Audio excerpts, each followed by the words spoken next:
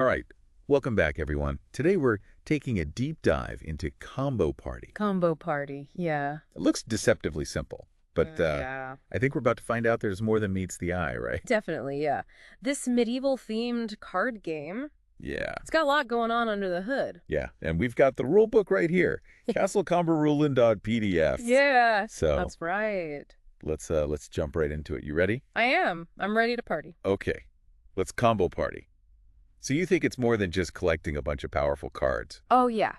It seems like from what I've read, it's really about weaving them together Right. into this Okay. tapestry of combos, maximizing your scoring potential. You've got this 3x3 tableau, Yeah. and every single placement matters. Oh, interesting. So it's like a spatial puzzle as well. Yeah. Where each card is kind of a piece Oh, of a larger solution. Yeah, that's a good way to put it. Okay, so let's get into the nitty-gritty. Players are buying cards, activating abilities, managing resources. So pretty standard card game stuff so far. Yeah, on the surface it seems very familiar, Right. but there's a twist. Ooh, tell me more. They've got this clever mechanic Okay. called purse scoring, Purse scoring. Okay, what is that? where your leftover gold can actually earn you points at the end of the game. Oh, so that's... So suddenly every gold coin becomes like a strategic decision. So even if you're behind in points, like Yeah, a well-managed treasury? it could be your saving grace. Okay, interesting. So you got to be thinking long-term. All right, so we're putting these characters down on our tableau, right? Yeah. Where are we getting these characters from? What are our options? Well, there's two distinct decks. You've got the castle and the village. Okay. And I think you can kind of think of it as choosing your kingdom's specialization. Oh, okay. So you're going to go with the might of the knights and the soldiers from the castle? Or will you go with the cunning and resourcefulness of the villagers? Ooh, okay. So it's like almost like a thematic choice as well. Yeah, exactly. Okay. So we've got our eye on a certain character. Let's say we want to recruit somebody. What are we looking at on the card? So each card is packed with information, Okay. and every detail matters. You've got the card's cost, of course. Of course. But then you've also got its shield icon, its ability, and its scoring scroll. Okay. So it's not just like a pretty picture. It's really like got a lot going on there. Let's A lot of strategy. maybe just use an example. Let's say there's a knight Okay. and he costs a hefty 5 gold. He's got the majestic lion on him, Oh. which signifies the nobility shield. Yeah.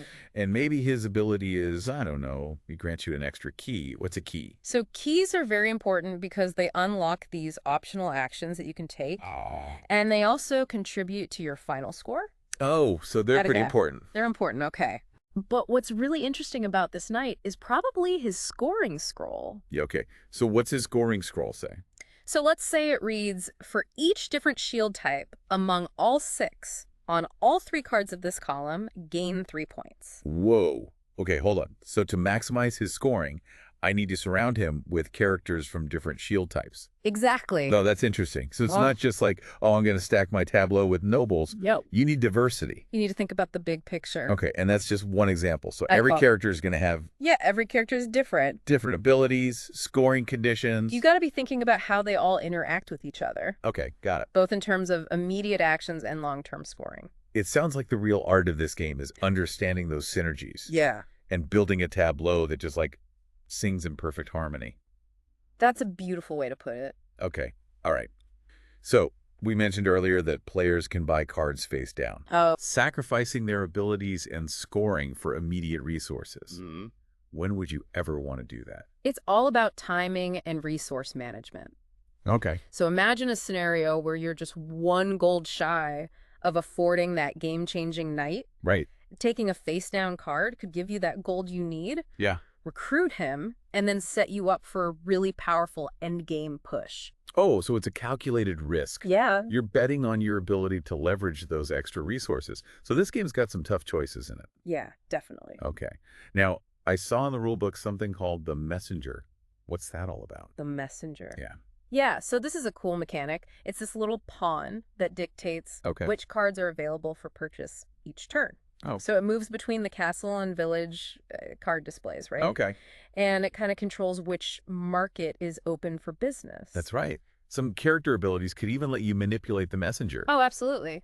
Yeah, you could use it to block your opponent. from getting that card that they desperately need, Oh, that's devious. you could steer them towards something that you want them to take. Oh, wow. Okay. So it's not just That's right. building up your own engine. It's like It's about messing with your opponent, too. disrupting your opponent. Yeah, absolutely. All right. So the shield types, we kind of touched on those earlier. I think Yeah. they sound really important. They are. We'll dive into those Yeah. a little bit more after a quick break. Sounds good. All right. So shield types. Yeah. These are really the heart of Combo Party. These are- Yeah. They're not just pretty icons. They actually dictate like the strategic direction of your whole tableau. Yeah. And each one, right, it represents a different facet of your medieval kingdom, Yeah. each with their own unique kind of flavor and scoring opportunities. I can already see how this is going to play out. You could have a tableau that's all about military might. Yeah. Emphasize that military shield. Totally. Maybe you go craftsmanship. Prioritize that shield. That's right. You could focus on scholarship. There's so many different ways to go. Okay, let's go through each of the shield types Right. so we can see how they really drive your strategy. Okay, great. We've talked about the nobility shield a little bit, right? Yeah, the majestic lion. The lion, yeah. So those characters, Uh-huh. they often provide like economic benefits or powerful actions. Okay. And their scoring conditions usually reward having a lot of nobles in your tableau. Yeah, so you're encouraged to build like... Yeah, a courtly powerhouse. Okay, all right. Wouldn't an all-nobility strategy leave you vulnerable, though? Oh, that's a great point. Remember we talked about that scoring bonus Yeah. for having no military shields? Right. So it's this Yeah. constant balance, right? You have to Right. specialize, but you also have to adapt. Right. So the military shield. Okay, so the military shield, what's that all about? Cross swords, right. So these characters, they can be very aggressive. Yeah. They often have abilities that let you manipulate the game state, maybe even directly affect your opponent's tableau. Okay, so if you're the type of player who likes a little bit of direct confrontation, that's Yeah, the military shield might be for you. the path to victory. That's right. Okay. What about players who prefer a more peaceful approach? Is there anything for them? You know, the faith shield could be a good option for them, represented by a radiant sun. The sun, yeah. So, these are characters like priests and monks Yeah. who might offer like protective abilities Oh. or scoring conditions that reward like harmonious tableaus. So they're almost encouraging a pacifist. Exactly. You Yeah. know, building a kingdom of peace and cooperation. Right. I love how each shield type just has this Yeah. personality. Totally. Okay, and then we got the village shields. We mentioned craftsmanship before. Right. The hammer and anvil, very iconic. Okay, those guys, they're all about... Those guys are all about building a strong economic foundation. Oh, So wow. maybe resource generation, cost reduction, Yeah. efficient card acquisition. That's kind of their wheelhouse. So they're kind of like the unsung heroes, the ones who keep the kingdom running. The engine of your kingdom. Right. Essential if you want to afford those high-cost knights. Exactly. Okay. The scholarship shield, we saw that on the spy before. The spy. Yeah, that's right. So those characters, they're like the masterminds. Right. The strategists. They have abilities that let you maybe draw extra cards Yeah. or maybe gain insights into your opponent's hand. Yeah. Maybe even move that all-important messenger pawn. Oh, okay. So scholarship, this is for those players who like Who to... like to outmaneuver their opponent. Yeah.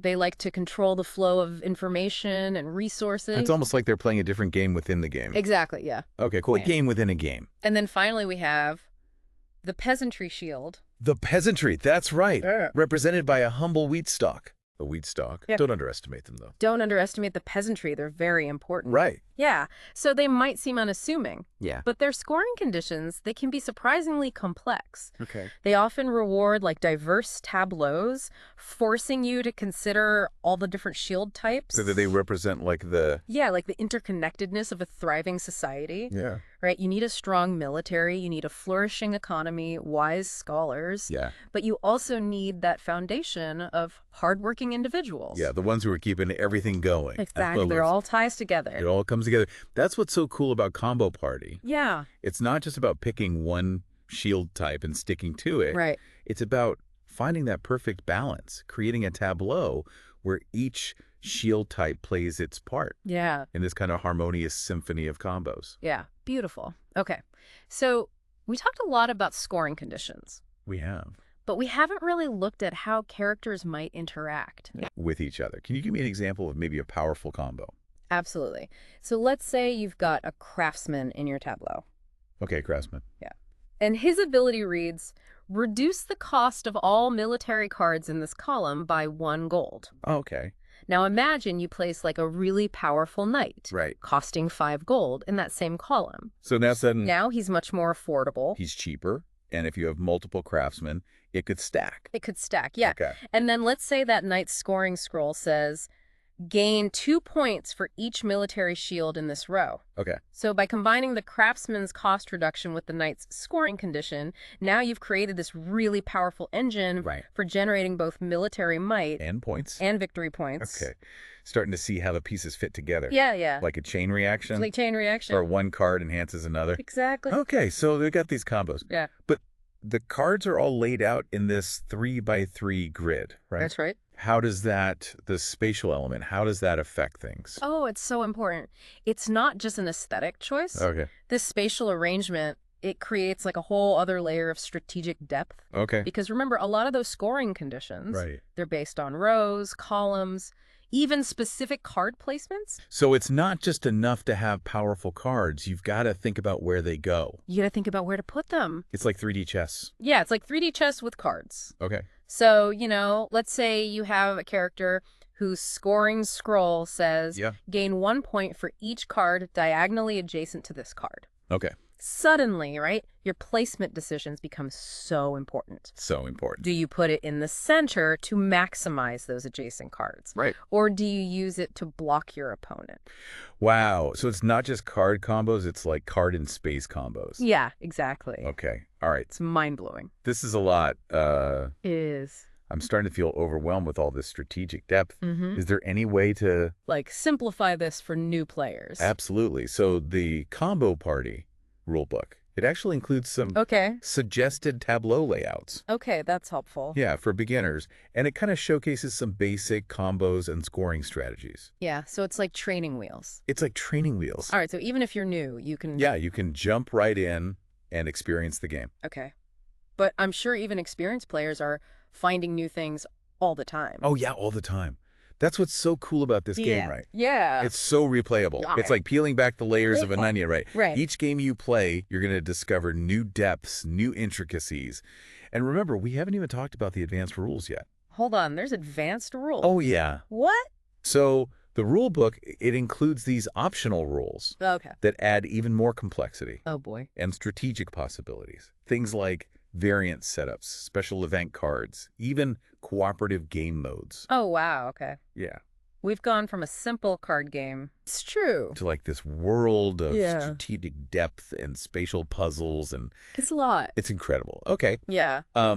We've explored all the intricacies. Yeah. What does it actually feel like to play the game, though? That's a good question. What's that overall experience? Is it like cutthroat, or is it more chill?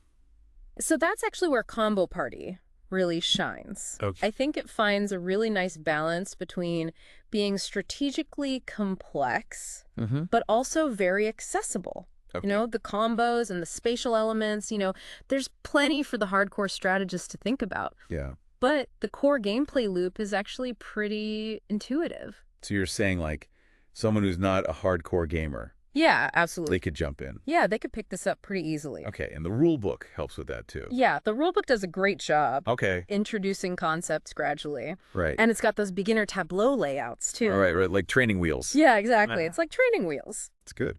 And, I think there's just something inherently satisfying about building your tableau, seeing those combos kind of click into place. Yeah, and the points start racking Those up. points start racking up. I can imagine, those moments where it's like, aha, I found the combo. You get those big brain moments. Right. Totally. Okay. And because each game is different, right, you're going to have a different draw of cards. Right. Your opponents are going to make different choices. Yeah. You're going to discover something new every time you play. Okay. So it sounds like there's a lot of replayability there. Absolutely. Tons of replayability. So combo party. Something for everyone, right? Yeah. Strategic depth for experienced gamers, accessible for newcomers, replayability, to keep things fresh. And don't forget the theme. Oh, yeah, the theme. Building that medieval kingdom card by card. It adds a level of immersion and narrative. Yeah. You don't always get that in strategy games. Yeah. I'm imagining those cards, Whoa, yeah. those knights, those spies, Yeah. the peasants. Everyone has so much personality. Yeah. The art is amazing. It really captures the medieval world. All right, so to sum it all up, Yeah. it seems like Combo Party is firing on all cylinders here. It is. Right. We've got the strategy, we've got accessibility, replayability, the theme. Fun. Yeah, and it sounds fun. It's a fun game. All right, well, I'm convinced. All right. I'm ready to go play this game. Awesome. I want to build a kingdom. Yeah, build your kingdom. I don't know what kind of kingdom I'm going to build yet. That's what's so cool about it. Right, I get to decide. You get to decide. Okay, well, listeners, as you're diving into Combo Party, Yeah, think about what kind of kingdom you want. exactly. Right, is it going to be military focused? Yeah. Economic prosperity? Scholarship. Or maybe, a nice balance of everything? You can go any way you want. It's your kingdom. It's your kingdom. All right, well, on that note, Yeah. we'll wrap things up. Sounds good. Go forth, build your tableau, and let the Combo Party begin. Let's party.